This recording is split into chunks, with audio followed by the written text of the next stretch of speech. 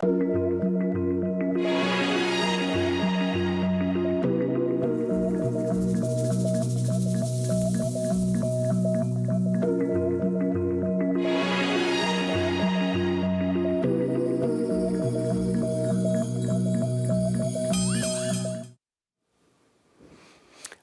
et merci de nous retrouver pour la Foi prise au mot, votre rendez-vous de formation et de réflexion.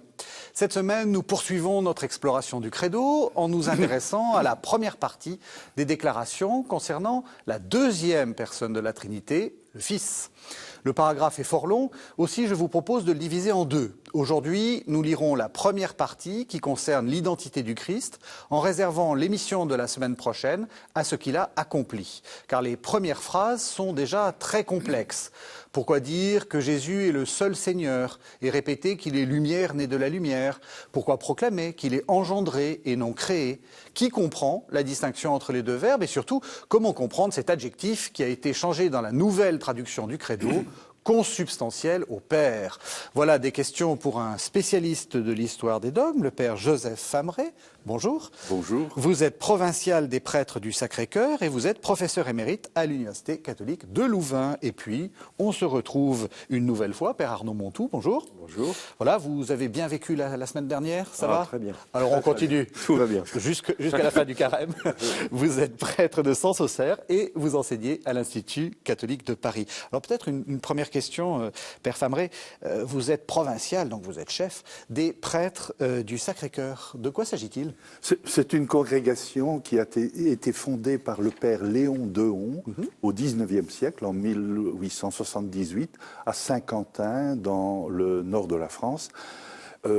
C'est une congrégation qui s'inscrit bien sûr dans le grand mouvement de la spiritualité du cœur du Christ, qui remonte à Paray-le-Monial.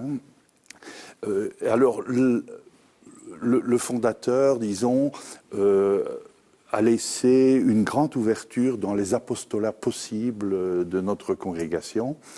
Il voulait, je crois, surtout former des formateurs de formateurs, avec une attention particulière au monde de la jeunesse, mais également à la misère ouvrière du XIXe siècle. C'est ainsi que nous avons des fraternités ouvrières en monde populaire, justement, pour être fidèles à cet aspect social de notre congrégation. Mais plutôt des formateurs.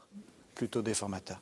Alors, donc, comme je l'ai dit, on arrive à le deuxième temps du Credo. Peut-être il faut nous rappeler que le Credo est organisé comme les trois personnes de la Trinité, en trois.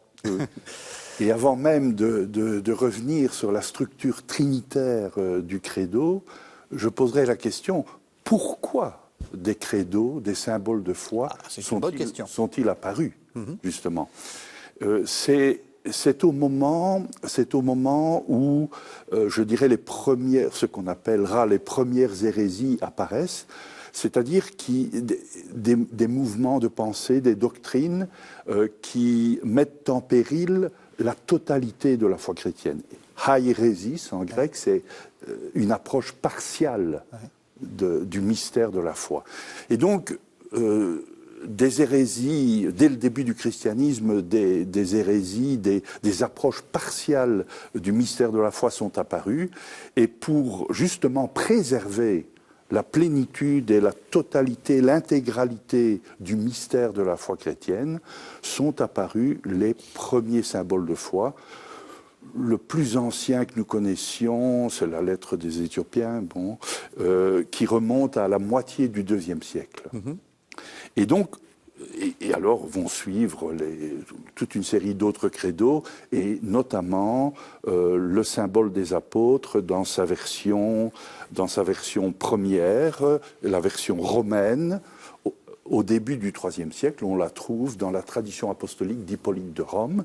Et puis, plus tard, nous en arriverons au credo ou au formulaire de foi qui nous intéresse pour le moment, celui de Nicée. On dit souvent Nicée-Constantinople en pensant également au deuxième concile écuménique de 381 à Constantinople, mais c'est 325 Nicée. Alors la structure de ce credo, dès les origines, est typiquement de manière très significative une structure trinitaire. C'est l'essentiel de la foi chrétienne, de la révélation chrétienne. Dieu est trine, en un. Dieu Père, Dieu Fils, Dieu Esprit Saint. Et donc ça, c'est quelque chose qui est constant dans les différents symboles de foi. Et ce n'est pas pour rien qu'on appelle le credo symbole de foi, parce que précisément, dans cette expression ramassée et essentielle de la foi chrétienne révélée dans l'Écriture sainte, les chrétiens, tous les chrétiens, à quelque église qu'ils appartiennent, peuvent se reconnaître. Symbole, hein, on ne va pas reprendre l'étymologie du mot symbole, mais c'est la possibilité de mettre ensemble deux éléments qui ont été séparés et qui permettent donc une reconnaissance mutuelle. Et c'est bien ce que rend possible le symbole de foi. Et oui, et ça me fait penser à autre chose qui est mis ensemble et que vous avez évoqué il y a quelques instants en parlant des hérésies, c'est de mettre ensemble à la fois ce qui est révélé dans l'Évangile et dans l'Écriture et ce qui est révélé par le Christ à son sommet, et les questions des hommes. Et je pense que ça, c'est important parce que les hérésies, elles sont toujours liées à des questions qui, souvent, à l'origine, sont justifiées, hein, me semble-t-il. C'est des bonnes questions. Des bonnes questions, mais auxquelles on répond mal. Alors ça nous arrive à tous, malheureusement, à un moment, de se tromper en répondant.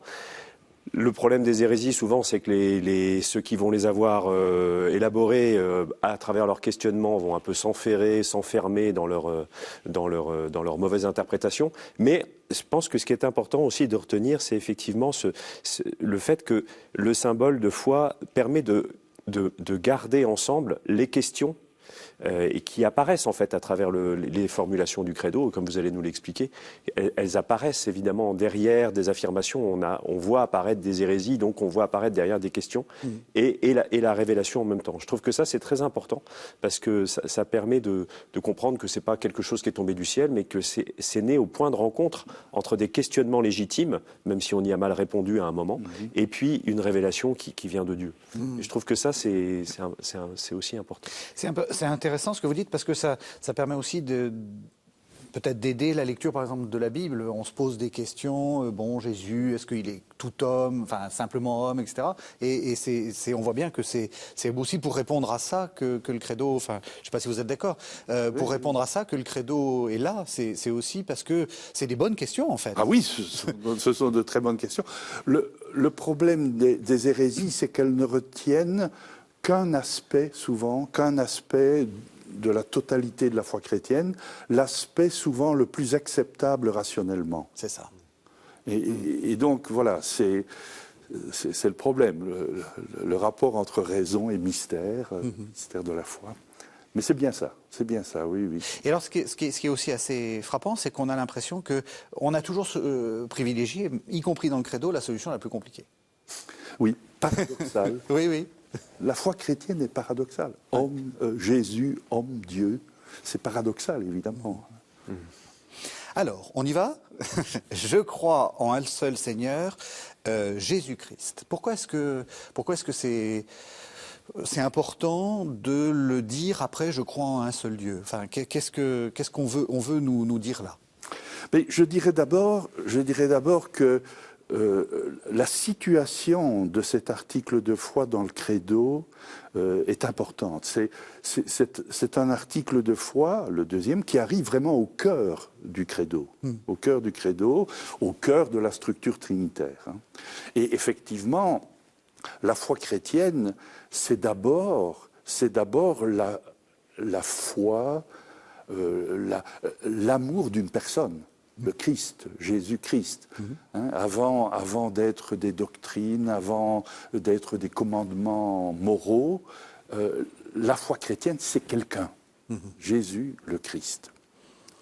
Et donc c'est capital de professer cette foi en Jésus, Fils de Dieu, fait homme. Donc venant de Dieu dans l'histoire humaine. Et c'est d'ailleurs l'article de foi le plus développé. Oui. C'est l'article 2 fois le plus... C'est pour ça qu'on le fait en deux temps. Oui, oui. On n'aurait pas eu le temps. Et je dirais que c'est normal, puisque c'est le Fils de Dieu fait homme, entré dans l'histoire. Donc c'est quelqu'un de l'histoire. Et donc, à partir notamment des Écritures, du Nouveau Testament, c'est sur lui, en quelque sorte, qu'il y a le plus à dire. Et donc l'article 2, le deuxième article concernant Jésus-Christ, est un article très narratif, où l'on repasse en quelque sorte la vie de Jésus du début à la fin, et puis l'éternité. Et donc c'est un langage narratif, langage biblique également. Je crois que ça, c'est très important de le souligner. Jusqu'au consubstantiel de Nicée 325. On va essayer de l'expliquer, mais c'est à la fin. Jusqu'avant ce consubstantiel, les symboles de foi sont tissés uniquement d'expressions bibliques. Oui. Et cela par peur de dévier de la foi et de dévier de la révélation en Christ. Et donc on reste fidèle, presque littéralement fidèle à l'Écriture sainte. On va déroger à cette règle à partir de 325 avec le consubstantiel, mais nous y reviendrons. Juste pour expliquer ce que vous venez de dire, mais c'est vraiment ce double temps. Hein. On peut dire qu'il y a une première, c'est ce qu'on va expliquer maintenant, c'est un premier temps qui est le Jésus, avant l'incarnation, si on peut dire. Et puis il y a cette phrase, pour nous les hommes et pour notre salut, il descendit du ciel. Et c'est là où on peut dire, il rentre dans l'histoire. Oui. C'est ça que ça veut dire, il descendit du ciel. Exactement. Il s'incarne en fait. Il s'incarne. Oui. Le Fils de Dieu s'incarne dans l'histoire. Et la finalité de cette incarnation, c'est l'être humain. C'est une révélation à l'être humain, c'est le salut de l'être humain. Hein, voilà. Et donc la participation, la réconciliation de l'être humain avec Dieu et sa participation à la vie même de Dieu, la communion avec Dieu. Quoi, hein. Mais je peux peut-être revenir sur le Seigneur et Dieu. Oui. Bon, dans le premier article de foi, je crois en Dieu le Père Tout-Puissant. Donc, on dit Dieu. Pour le second article, à propos du Fils, du Christ, on dit « Je crois au Christ, Fils unique du Père, notre Seigneur, Seigneur ». Oui. Donc dans la Bible, et notamment dans le Nouveau Testament, lorsqu'on emploie le mot Dieu, « o théos », le Dieu unique, c'est le Père. Et donc, c'est peut-être la raison pour laquelle le mot Dieu n'est pas utilisé tout de suite pour le Fils, mais un mot tout à fait équivalent. Le mot Kyrios, Seigneur. Et dans la Septante, le Kyrios est la traduction d'Adonai. Et donc, c'est un mot très fort à propos du Christ, notre Seigneur. Hein, c'est dire, avec une autre expression, qu'il est pleinement Dieu. C'est dire qu'il est pleinement Dieu ou c'est dire qu'il est notre Seigneur, c'est-à-dire que c'est le chef? Vous savez, il y a une fête qu'on appelle le Christ, roi de l'univers, etc. Donc il y a toute cette, je sais pas, il y a mythologie qui me vient, mais c'est peut-être pas très juste. Non. Toute cette théologie de la royauté. Est-ce qu'il faut le prendre comme ça? Est-ce que c'est votre provincial à vous qui êtes provincial? Ou est-ce que vous exercez? Je ne pense pas vraiment, mais j'aimerais le demander à l'exégète que vous êtes. mais je pense que donc notre Seigneur, oui. Parce que vous savez, notre modernité a un peu de mal avec tout ça. Oui, bien sûr. Enfin, je sais pas, c'est. Peut-être, oui. Je sais pas. Je parle sous votre contrôle, hein, pour le coup, mais peut-être que Seigneur. Alors. C'est peut-être aussi lié à notre langue, parce que dans notre langue, dans notre histoire, un seigneur, on sait ce que ça peut vouloir dire à l'époque médiévale ou autre, mais n'empêche qu'il y a quand même cette idée de seigneurie dans le sens pas domination, mais si quand même, sur l'ensemble du monde, et peut-être qu'il y a d'emblée dans ce terme de Seigneur quelque chose de beau, dans l'idée qu'il est Dieu, mais à travers on dit qu'il est Dieu, mais à travers ce terme qui tout de suite dit Dieu pour, Oui. comme le Fils qui s'incarne pour les hommes, pour sauver les hommes, pour sauver le monde, pour sauver l'histoire. Ouais. Et je pense que ça, c'est... Et c'est la seigneurie du Créateur Sauveur. Oui. C'est par lui, le Christ, que tout a été fait. Oui. Et donc, il y a une seigneurie au sens fort et premier sur l'univers. C'est lui qui tient tout. Enfin, ça. à la suite, avec le Père, dans le Père, mais il tient tout. C'est par lui que tout a été créé, comme le dit le prologue de Jean.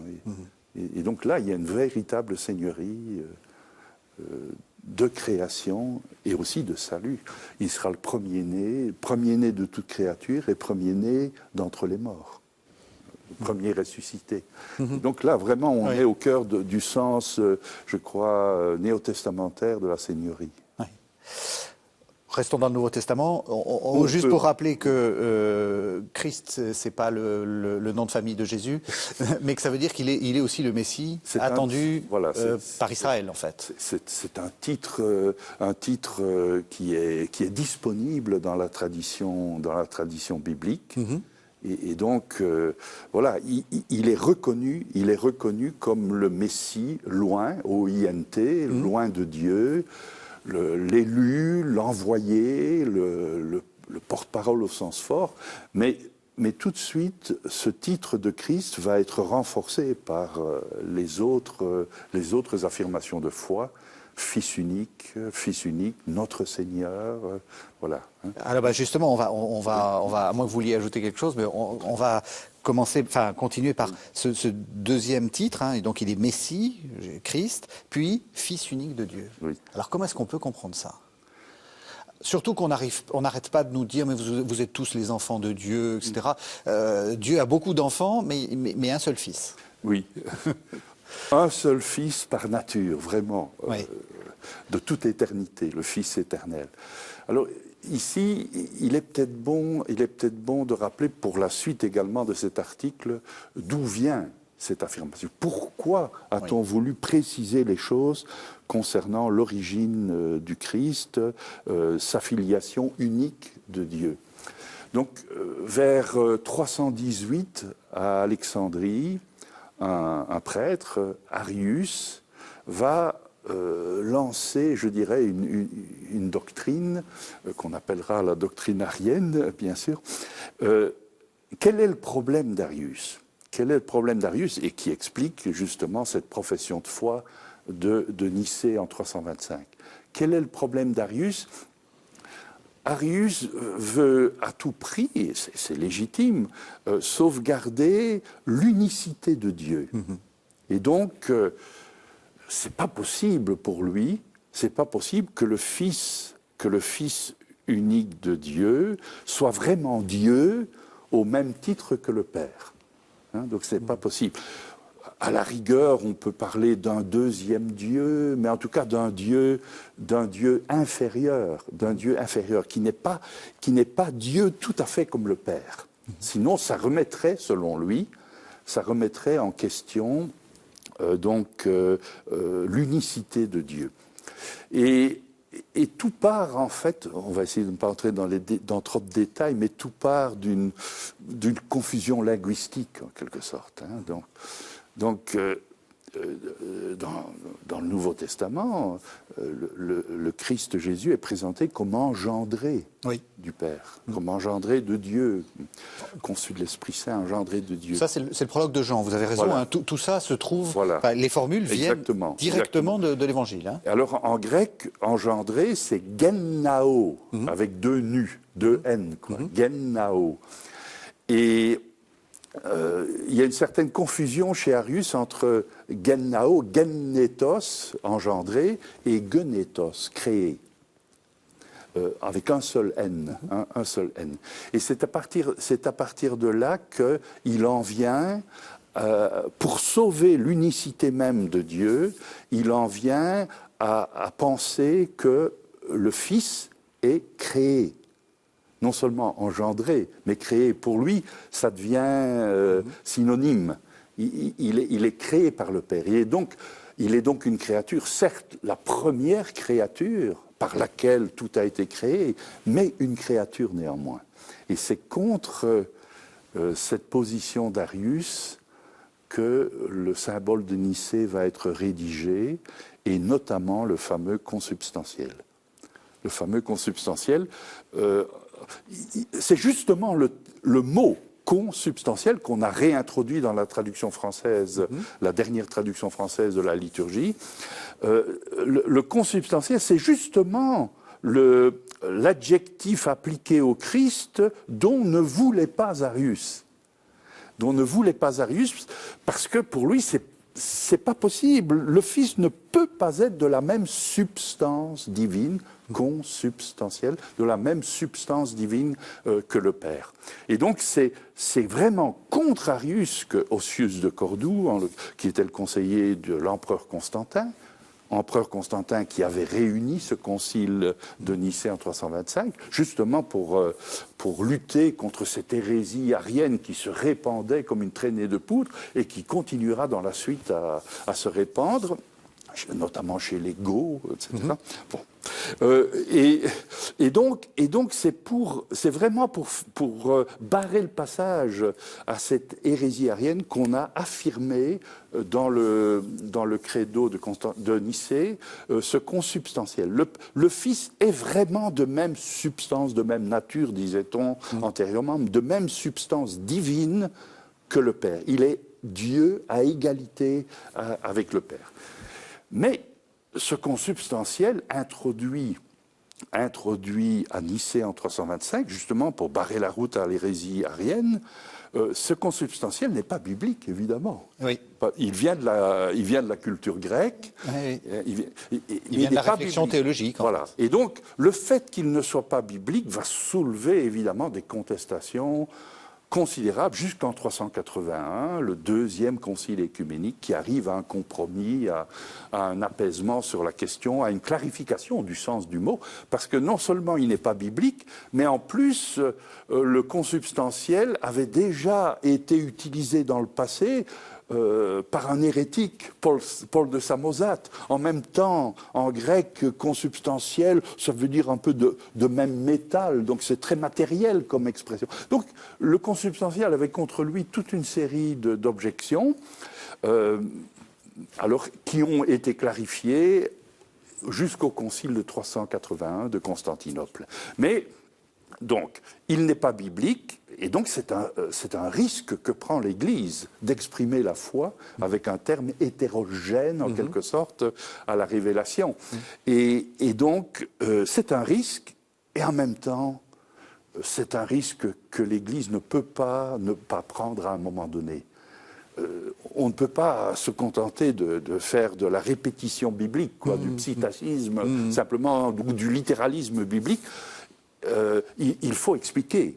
Et le homoousios a la fonction d'un c'est-à-dire, justement, Fils unique de Dieu, de même substance que le Père, vraiment pour affirmer de manière, avec le langage disponible dans la culture, exprimer vraiment la foi biblique. C'est intéressant ce que vous dites. C'est-à-dire que le Fils unique de Dieu né du Père avant les siècles, Dieu né de Dieu, ça c'est c'est la citation biblique. Oui. Et le consubstantiel, c'est un c'est-à-dire. C'est un c'est-à-dire. Philosophique. Voilà, c'est ça. C'est pour dire, il faut le comprendre comme ça. Théologique, disons. Oui. Est-ce qu'on n'est pas un peu tous à rien? Non, mais je veux dire, est-ce qu'on en est complètement indemne de ça? Je veux dire, je plaide contre ma paroisse en exégèse, quand on s'intéresse vraiment à l'humanité du Christ, et puis qu'on se dit, il y a un moment où il devient Dieu, enfin, où il est, ou alors quand on lit des livres qui disent, on invente la divinité du Christ au 3e, 4e siècle. Est-ce qu'on n'a pas cette tentation-là, quand même, de temps en temps, de se dire, il n'y a qu'un seul Dieu, c'est Dieu, et puis le Christ, il est un peu dans une situation intermédiaire? Je pense que c'est ce que vous disiez il y a quelques minutes, quand vous disiez que la solution qui va être retenue par l'Église et dans les symboles de foi, c'est toujours la solution la plus compliquée, la plus paradoxale, la plus... Mais En fait, je pense qu'à l'inverse, pour répondre à votre question, la solution d'Arius, elle est beaucoup plus facile, elle est beaucoup plus confortable. Rationnelle. Et elle est beaucoup plus rationnelle, elle ne nous fait pas sortir de nos cadres, elle nous tient un peu enfermés dans une petite boîte bien close. Et avec Dieu, évidemment, hein, qui est à sa place dans sa boîte, lui aussi. Mais alors qu'en fait, un symbole de foi comme celui-là, d'ailleurs, je trouve que c'est une des raisons intéressantes de la nouvelle traduction. Oui, parce que j'allais y revenir. Qui a fait beaucoup de bruit. Oui. Et je comprends qu'elle en fasse du bruit, parce qu'il y a des gens qui disent oui, mais on parle avec des mots que les gens ne peuvent pas comprendre, etc. Mais il faut bien comprendre que quand on dit de même nature que le Père, on ne comprend pas mieux. Non. En fait. Mais sauf qu'on a l'impression de comprendre, donc ça nous garde dans une sorte de confort.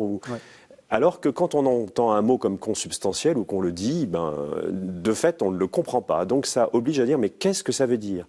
Et à partir du moment où on se dit qu'est-ce que ça veut dire, on va plus loin que nos habitudes de pensée. Et donc, à partir du moment où on adopte le geste, finalement, qui a été celui de l'Église, au moment du concile de Nicée, d'aller chercher dans le langage disponible, comme vous le disiez, dans des concepts disponibles, dans la pensée de cette époque-là, il y avait des ressources pour dire quelque chose autrement aux gens de cette époque. Et en fait, ça c'est le miracle du concile de Nicée et du symbole de Nicée. C'est effectivement dans ce terme problématique, mais qui en même temps montre une audace, une capacité d'aller au-delà des habitudes et de penser Dieu au-delà du pensable, naturellement, au-delà du rationalisme, disons. Voilà, pas forcément au-delà du rationnel, parce que c'est rationnel de croire, mais c'est pas rationaliste, au sens où ça enferme pas dans une raison étroite. Tout à fait. Je voudrais peut-être donner une précision. Nous, modernes, ou post-moderne, nous avons du mal avec la divinité du Christ. C'est clair. Mais la première hérésie chrétienne porte sur sa véritable humanité.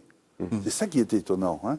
Donc dans le monde religieux du 1er, 2e siècle, dans ce monde religieux, ce qui est incroyable, c'est qu'un Dieu puisse être crucifié, mourir sur la croix, qu'il puisse vraiment assumer notre humanité, surtout dans une perspective de dualisme platonicien, néoplatonicien, le corps, la chair sont méprisables. Et donc, c'est inacceptable pour un certain monde grec, c'est inacceptable que Dieu se soit fait vraiment homme et pleinement homme et véritablement homme. Au point donc que la première hérésie face à laquelle sont nés progressivement des symboles de foi, la première hérésie, c'est le docétisme. C'est-à-dire que le Fils de Dieu aurait pris une simple apparence d'homme. Et il ne serait pas vraiment mort sur la croix. Mais ce qui est tout à fait problématique d'un point de vue chrétien, parce que c'est le salut de l'être humain qui est en jeu. N'est sauvé dans l'être humain que ce qui a été assumé de notre humanité par le Fils de Dieu fait homme.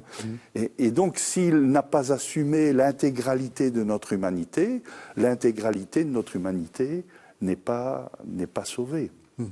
Et alors, à l'inverse, au moment du concile de Nicée, mais aussi de Constantinople, c'est la divinité du Christ, la pleine divinité du Christ à Nicée qui est en jeu. À Constantinople, c'est la pleine divinité de l'Esprit Saint. Et le raisonnement des pères de l'Église sera le même. Si, par exemple, l'Esprit Saint, c'est ce que dit Basile dans son traité sur l'Esprit Saint, si l'Esprit Saint n'est pas pleinement Dieu, nous ne pouvons pas être sauvés par les sacrements que nous recevons. La même chose, évidemment, à Nicée pour le Christ. Si le Christ n'est pas pleinement Dieu, nous ne sommes pas vraiment sauvés par sa mort sur la croix, voilà. Donc c'est important. Ah ben oui. Donc c'est important de le maintenir. Les deux. Et c'est pas pour rien que Chalcédoine, en 451, va devoir revenir sur la dualité. Oui, c'est ça. On voit que c'est un long processus. Voilà. On est à une étape ici. On est dans une sorte de négociation. Voilà. Et le credo est le fruit, en fait, presque d'une négociation pour arriver à ce qui est le plus... ce qui choisit le moins, finalement, on a l'impression. Exactement, et qui tient le mieux et le plus le paradoxe. C'est ça. Hein, homme parfait, parfaitement homme, parfaitement Dieu, dira Chalcédoine en 451. Ça reste un paradoxe. Rien n'est réglé en disant cela. Oui. Tout le travail reste pour les théologiens, heureusement, mais jusqu'à la fin des temps. L'essentiel, c'est de bien tenir le paradoxe. Comme me disait un prof de dogmatique au grand séminaire, c'est la théologie de la fourchette, quoi. Il faut rester dans la fourchette. Hein, une fois qu'on sort, que ce soit du côté homme ou du côté Dieu, on est malheureusement dans une vision partiale et réductrice, voilà, du mystère du Christ. Oui, je suis entièrement d'accord, et je réagissais par rapport à ce que vous disiez sur l'insistance qu'ont eu les pères à ce moment-là, de l'insistance sur le fait qu'on ne peut être sauvé que si véritablement il a assumé pleinement notre vie, donc s'il est véritablement homme.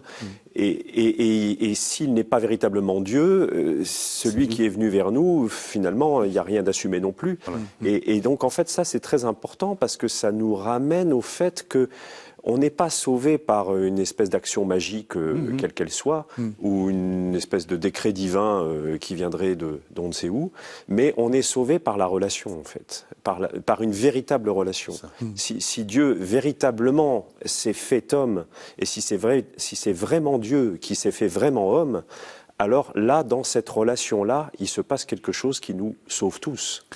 Sinon, on sort de la relation et on se réfugie dans une espèce de magie d'un salut possible si un être supérieur l'a décidé, quoi.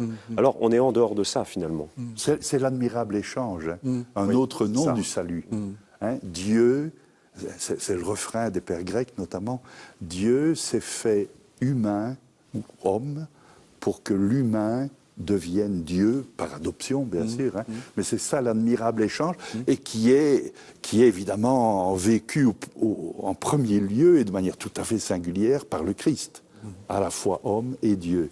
Et c'est en lui, homme et Dieu, que nous pouvons participer à cet admirable échange qui nous divinise, comme disent les pères grecs.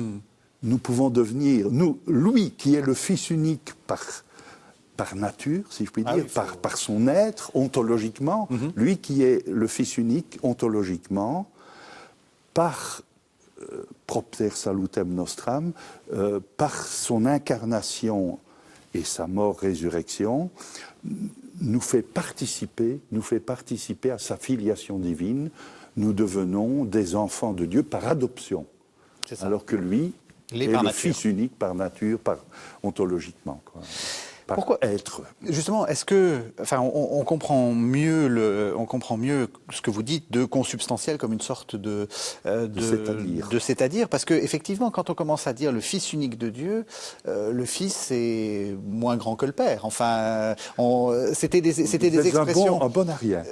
Voilà. Non, mais c'était des expressions qui étaient un peu ambiguës quand on parle de la Bible. D'ailleurs, Fils de Dieu a un sens générique. Oui. Messianique, c'est pas nécessairement. Le roi peut être le Fils de Dieu. C'est pas nécessairement le Fils unique au sens ontologique comme nous l'entendons. C'est ça. Donc on voit bien que il est nécessaire d'expliquer. D'expliquer, c'est ça. Ouais. Et c'est bien ce qu'a ressenti le christianisme au début du IVe siècle, et en osant faire ce geste audacieux, comme vous disiez, d'introduire donc du non biblique dans l'expression de la foi chrétienne.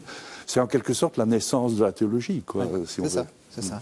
Alors pour bien expliquer aux téléspectateurs, consubstantiel, cette substance, il faut la comprendre comment. Et pourquoi est-ce que, enfin vous l'avez déjà dit, de même nature, ça paraissait plus simple, c'est pas. Est-ce qu'on peut quand même. Est-ce que c'était quand même une bonne traduction de même nature ou pas? Enfin, vous voyez, juste pour que le téléspectateur comprenne ce que veut dire consubstantiel. Ça veut dire quoi? Ils sont tous les deux Dieu? Mais, consubstantiel, en grec, c'est homoousios. Donc c'est de même ousie, de même essence, de même substance Donc divine. en gros, il est Dieu. Il est Dieu. Voilà. On n'a pas trouvé mieux à l'époque pour vraiment dire qu'il est égal en divinité, en substance divine, en essence divine. Il est égal au Père. Il est vraiment Dieu comme le Père. Et c'est évidemment le mystère de la Trinité. Hein. Oui.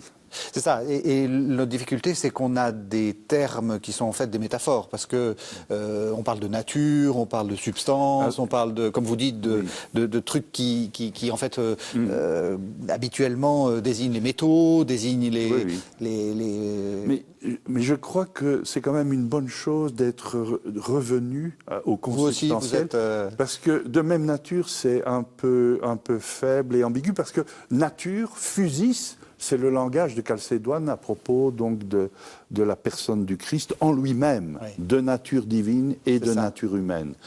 On se comprend et de toute façon le langage est infirme, d'accord, on le sait bien, mais je crois que c'est quand même mieux, et en tout cas c'est une traduction plus exacte. Oui, c'est ça. De même ousie, de même substance, c'est le mot grec. Il n'y a pas nature dans homoousios. Puis c'est pratique parce qu'on n'a pas traduit le latin, parce que le latin c'est consubstantialis. Consubstantialis, donc du coup on s'est pas mouillé. Alors une fois qu'on en est là, du coup on peut revenir en arrière et tout se comprend. Fils unique de Dieu, né du Père avant tous les siècles, Dieu né de Dieu, lumière né de la lumière, vrai Dieu né du vrai Dieu. Ça dit exactement la même chose. Oui, et remarquons les insistances. On est presque dans le pléonasme, quoi. Oui. On a vraiment peur qu'on ne comprenne pas, quoi, et qu'on s'oppose à Arius. Et donc reprenons fils unique de Dieu. Oui, fils unique. Né du Père avant tous les siècles. Né du Père avant tous les siècles, c'est également ce que niait ou ce que mettait en doute Arius. Tout est contre Arius ici, dans cet article sur le Christ.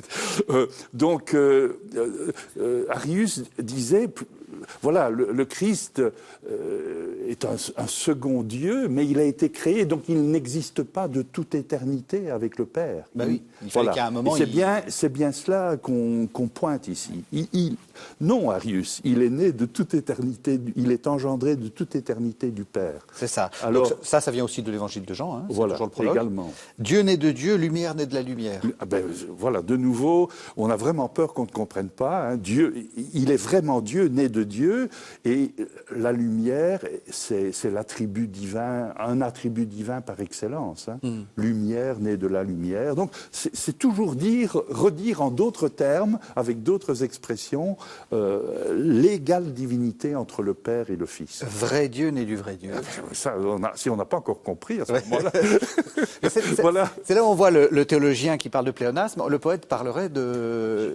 Il y a quelque chose d'assez beau. Oui, il y a quelque chose presque de l'ordre d'une sorte de déclinaison poétique. Oui. C'est très beau. Ouais. Moi, ça fait partie des mots que j'aime le plus dire dans le credo. Parce que je trouve qu'il y a quelque chose dans le rythme. Vrai Dieu, né du vrai Dieu. Dieu, né de Dieu, lumière de la lumière, etc. Et je trouve qu'il y a quelque chose là de très beau et de très...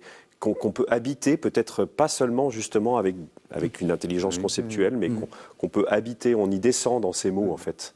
On a l'impression de quelque chose qui nous habite. Et puis je pensais aussi que c'est quand même un texte élaboré dans l'Antiquité. Et dans l'Antiquité, il y a des règles un peu de rhétorique, de la manière dont on parle, les discours. Et donc évidemment, un discours comme celui-là, et on l'imagine bien aussi dans la pensée, dans la manière d'exprimer la pensée des anciens. On voit bien, on est dans un texte de la fin de l'Antiquité en fait, même si c'est le début du christianisme, on est encore dans l'Antiquité, et donc on n'est pas du tout on dirait pas ça aujourd'hui comme ça. sauf si on voulait garder l'aspect poétique. Et oui, il y a un rythme. Hein, Oui, il y a vraiment un rythme. Oui, et en même temps, si on revient à Lumière née de la lumière, il y a quelque chose d'assez... Enfin, c'est une comparaison, évidemment, mais qui est très éclairante, parce que c'est le cas de le dire. Oui. Pardon, mais parce que c'est très difficile de distinguer le soleil de sa lumière, et enfin, je veux dire, Oui, c'est même une image. pour essayer de comprendre de quoi on veut parler. Oui, et c'est une métaphore qui a été employée d'ailleurs par les pères, Oui. et qui va servir très longtemps, tout au long de la période médiévale. Cette image de la lumière, du soleil, des rayons du soleil, etc., va être utilisée en théologie. Et évidemment, elle nous parle encore. Oui. C'est peut-être une des images, une des métaphores qu'on peut utiliser le mieux avec des enfants, par exemple. Parce que le credo, il est aussi fait, il est fait pour nous rassembler dans la foi, mais il sert aussi souvent, je ne sais pas d'ailleurs si c'est la meilleure chose à faire, mais il sert aussi souvent pour expliquer la foi à ceux qui la découvrent, la foi chrétienne à ceux qui la découvrent. Alors, des fois, c'est sûr que le consubstantiel, on y va fort, quoi. Sauf si on s'adresse à des philosophes qui veulent rentrer dans la foi chrétienne. Oui, c'est ça. Voilà, alors là, dans ces cas-là, on aura peut-être de quoi apprendre d'eux, d'ailleurs. Mais dans le sens inverse, c'est vrai que la lumière parle naturellement à tous ceux qui ont déjà fait l'expérience de la lumière. C'est ça. Et puis c'est vrai que ça dit bien cette communauté entre le Père et le Fils, hein, lumière de la lumière. Et on peut Il y a pas un continuum. on n'arrive pas à distinguer la source de la lumière de la lumière. En fait. Exactement, c'est ça. Je crois que c'est Grégoire de Nice, je crois qu'il utilise aussi cette expression, justement. Oui, puis la traduction, d'ailleurs, si on prend une traduction encore plus serrée, c'est lumière de lumière. Oui. C'est encore plus... Oui. Parce que nous, lumière née de la lumière. Mais, Oui, c'est... lumière de lumière, Dieu de Dieu. Oui, c'est vrai. Ça, c'est encore plus fort. Il y a encore plus de rythme. Ouais. En latin, Lumen de lumine. Oui, il y a un côté... Oui. Ouais. C'est efficace. Engendrer, non pas créer. Alors, vous l'avez expliqué, c'était la formulation... Enfin, là, pour le coup, on pointe littéralement... On pointe littéralement... Le discours d'Arius, oui. Pour bien comprendre, est-ce que... Enfin, parce que... Entre engendrer et créer, nous, on fait pas de. Est-ce qu'il faut chercher justement à aller plus loin que de dire c'est contrarius? Est-ce que ça dit quelque chose encore en théologie, ce engendrer, non pas créer? Est-ce qu'il y a des théologiens de l'engendrement Très clairement que le Christ n'est pas créature du Père. C'est ça que ça veut dire. C'est ça. Il est dans une relation tout à fait unique avec le Père, en Dieu même, et engendré, évidemment, nous n'avons pas à le comprendre, évidemment, à partir de l'engendrement humain. C'est ça. C'était un des problèmes d'Arius, d'ailleurs. C'est qu'il avait une vision un peu trop matérielle de l'engendrement du Fils par le Père, ce qui lui faisait rejeter cette expression. Oui, également, et pour retenir plutôt qu'il était créé. Hein. Mais donc, je crois que ce passage affirme clairement cette relation mystérieuse et unique entre le Père et le Fils, mais qui est de l'ordre de l'égalité, qui n'est pas de l'ordre de la création. Oui.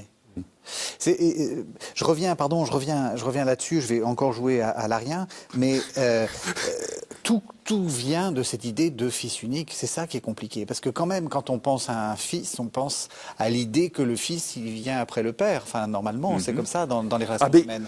Dans l'ordre... On aurait mieux fait d'abandonner le nom. Non, dans l'ordre traditionnel, de la Trinité, le Père est premier. Et la source de la divinité dans la Trinité. Mais c'est ça le mystère trinitaire, c'est que, alors qu'il y a une taxis, comme disent les Grecs, un ordre entre les personnes de la Sainte Trinité, Père, Fils, Esprit, hein, selon l'ordre de l'histoire du salut. C'est important ce que vous dites, parce que ça va nous aider pour l'article sur l'esprit qui procède. Là, on aura d'autres, mais ça sera pour dans plusieurs semaines. On a le temps de se préparer. Et donc, il y a un ordre entre les personnes de la Sainte Trinité, évidemment, qui nous vient de l'expérience de l'histoire du salut. Hein, mais cet ordre et cette primauté du Père, qui justement est à l'origine du Fils et de l'Esprit, n'empêche pas une pleine égalité dans la différence entre ces trois personnes. Mais le Père est la source, l'origine. le commencement, arché. Le début. Fons deitatis, la source de la divinité. Et la divinité, voilà, passe du Père par le Fils dans l'Esprit. Hein, mais ça reste évidemment un mystère total pour nous. Mais c'est ce que l'on peut essayer de dire à partir de notre expérience de foi, à partir de la révélation. Et de ce que nous disent les Écritures qui sont un oui. peu, Oui. on peut dire un peu ambiguës. Oui. Et donc on essaie de bricoler avec. Est-ce qu'on peut dire ça un peu comme ça? C'est un peu cavalier, mais enfin vous... Mais je dirais qu'effectivement, les Écritures ne sont pas sans ambiguïté, puisqu'il a fallu des siècles et des siècles pour arriver à préciser doctrinalement justement ce qu'est la Trinité, la Christologie, etc. Oui. Alors je vais essayer de ne pas être trop cavalier pour la fin, parce qu'il nous reste 7 minutes exactement, et on a 7 minutes pour une des expressions, là aussi, qui est assez compliquée, et par lui tout a été fait. Alors qu'est-ce qu'il faut comprendre par et par lui tout a été fait? C'est le par, évidemment. Oui. Parce qu'on a l'impression que Dieu fait tout. Oui, c'est ce que je disais. Mais voilà. Et l'approche du Dieu créateur en christianisme, justement, comprend la médiation du Fils. C'est ça. Hein, donc, bien sûr, le Père est à l'origine de toute chose. C'est lui qui crée, mais qui crée par le Fils. Et j'ajoute dans l'Esprit. Hein, pour être complet. Mais donc le Christ est médiateur de la création.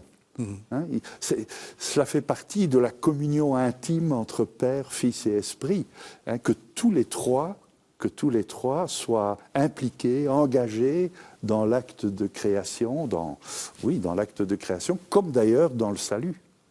Hein, donc le par lui tout a été fait me paraît très important pour signifier justement que c'est la Trinité tout entière qui est à l'œuvre dans la création et dans l'histoire du salut. J'ai une question un peu provocatrice. Est-ce que c'est normal si on ne comprend pas tout ce que dit le Père Fameret? Je veux dire, c'est très clair ce qu'il dit, mais en fait on voit bien que c'est très complexe. Je veux dire, vous, quand... c'est pas une critique, hein, au contraire. Non. Mais est-ce que c'est normal de ne pas tout saisir? Alors, moi, je pense que c'est absolument normal. Ça reste un mystère. Oui. Et puis, je pense que c'est normal qu'en fait, on ne saisisse pas tout, même quand on le dit. C'est ça. C'est ce qui peut sembler encore plus étonnant. mais en fait, c'est en le disant parfois que, enfin, quand on enseigne, on se rend compte que c'est en le disant qu'en fait, souvent, les choses se clarifient. Et en fait, il faut réussir d'ailleurs à faire passer les gens à une formulation de la foi. Alors, on a fait des tas de tentatives à certaines époques de faire redire, réécrire des credos aux enfants qui faisaient leur profession de foi, etc. Mais qu'on soit d'accord ou non avec cette pratique, c'est intéressant et important de passer par la formulation. Parce que si on ne passe pas par la formulation, le mystère qu'on essaye de comprendre, d'expliquer, de faire entendre aux autres, mais en fait, il restera toujours inaudible. Si on regarde le mystère de loin comme une espèce de mécano qu'il faudrait réussir à comprendre avant de s'y engager, jamais on entrera dans le mystère. C'est en s'engageant et en vivant avec cette foi qu'on arrive à en comprendre quelque chose. Et parce que je pensais aussi, par rapport à ce que vous disiez il y a un instant, je pense qu'il y a des choses qu'on comprend mieux de ce que nous vivons à partir du moment où nous sommes entrés dans une meilleure compréhension de ce que Dieu est dans le mystère de la Trinité. Je pense en particulier au mystère de l'engendrement, justement. L'engendrement, je pense qu'on comprend mieux ce qu'est l'engendrement humain, et même par extension, sans confondre les deux, ce qu'est la création. À partir du moment où on a compris que l'engendrement, c'est pas juste à un moment donné, il n'y en avait pas, maintenant il y en a un, il n'y avait pas de fils, maintenant il y a un fils. Mais l'engendrement, c'est un processus, une relation. Là aussi, le Père engendre le Fils de toute éternité et pour l'éternité. Et à partir de là, on comprend mieux ce qu'est aussi notre manière à nous, humains, d'engendrer, de créer. C'est pas juste à un moment donné quelque chose qu'on fait. Mais... Donc en fait, mieux comprendre Dieu à partir de nos pauvres matériaux conceptuels et rationnels, ça nous permet aussi de mieux, en retour, de mieux comprendre ce que nous vivons et ce que nous sommes en fait. Oui, oui, tout à fait d'accord. En quoi, ce sera ma dernière question, en quoi le pour nous les hommes et pour notre salut, il descendit du ciel, on l'a dit, c'est l'étape on va dire, d'incarnation, hein, on rentre dans l'histoire. En quoi c'est quand même préparé par ce qui a précédé? Est-ce que tout ça, c'était pas déjà le salut? On a l'impression que on décrit qui est le Christ, et puis hop, il s'est incarné. Mais dans ce que vous venez de dire, moi j'entends aussi le salut, il était déjà avant même, enfin où Dieu était déjà là. Enfin, Dieu dans sa Trinité, même si elle n'est pleinement révélée que dans le Nouveau Testament, dans le christianisme, mais Dieu est un Dieu, je dirais, pro-existant, hein, pour les humains, dans toute l'histoire du salut, avant même l'incarnation, évidemment. Hein, Dieu ne cesse de se révéler, de parler à un peuple, et plus largement à toute l'humanité, de s'intéresser, d'intervenir dans l'histoire, jusqu'à la révélation, je dirais, que je considère plénière en Jésus de Nazareth. Mais donc c'eût été impossible qu'un Dieu différent soit révélé, un Dieu différent de ce qu'il est en lui-même de toute éternité. Et donc, par lui, tout a été fait. On peut, parce qu'on l'a compris d'abord comme la création, mais on peut aussi le comprendre pour toute la suite. Enfin, je veux dire, l'incarnation, le salut, Tout est fait par le Christ et dans le Christ. Cela veut dire que le Christ est la finalité même de la création. Et donc la création est appelée, aspirée par le Christ même, qui est son sens final, plénier, finalement. Et donc par lui tout a été fait, et par lui tout est sauvé, tout est transfiguré, tout est renouvelé, quoi. Donc, que ce soit pour la création, que ce soit pour le salut, tout est finalisé par le Christ. C'est un peu théardien, mais paulinien aussi. Théard Chardin, dont on a déjà parlé la fois dernière. Voilà. Il nous reste quelques secondes. Qu'est-ce qu'il faut retenir de cette émission? C'est toujours l'exercice. Ah oui, c'est l'exercice difficile. Extrêmement difficile, après ce qu'on vient d'entendre. Mais non, voilà, je peut-être juste encore un point saillant, mais c'est ce que vous venez de dire à l'instant me fait dire que il me semble que ce qui apparaît dans ce credo de plus en plus, au fur et à mesure qu'on avance, c'est que Dieu, on ne décrit pas un être de Dieu enfermé sur lui-même. Oui. On voit bien qu'à l'intérieur même de Dieu, il y a de la circulation, il y a de la relation, il y a de l'être pour. Voilà. Et que cet être pour, eh bien évidemment, quand on parle du Fils, c'est l'être pour qui va créer, c'est l'être pour et par lequel le par et le pour. Je trouve que c'est intéressant parce que on voit bien qu'à chaque fois, ça n'enferme jamais sur Dieu. Et peut-être que le deuxième point que je retiendrai, qui est en lien avec le premier, et c'est ça qui fait une ligne un peu entre les deux, c'est l'audace du consubstantiel, de ce moment où justement l'Église prend acte comprenant de mieux en mieux, au fur et à mesure de l'histoire, qui est Dieu. Eh bien, elle adopte finalement, peut-être inconsciemment, je ne sais pas, mais elle adopte un peu le même type de comportement en disant, eh bien, on ne va pas rester enfermé dans nos concepts à nous, dans nos idées à nous, mais on va transmettre à partir des questions et du vocabulaire disponible dans la culture dans laquelle nous sommes, et donc on va utiliser d'autres termes, des nouveaux mots, pour mieux faire comprendre. En fait, le consubstantiel est missionnaire. Oui, c'est ça. Eh bien, c'est là-dessus qu'on terminera. Merci vraiment à tous les deux d'avoir rendu ces articles qui sont quand même un peu difficiles, aussi clairs. Merci. Et qui restent difficiles, on l'a bien compris. Merci à tous les deux. Merci de nous avoir suivis. Vous savez que vous pouvez retrouver cette émission sur le site internet de la chaîne, www.ktotv.com. Et donc, on se retrouve la semaine prochaine pour un autre numéro de La Foi prise au mot consacré au Credo.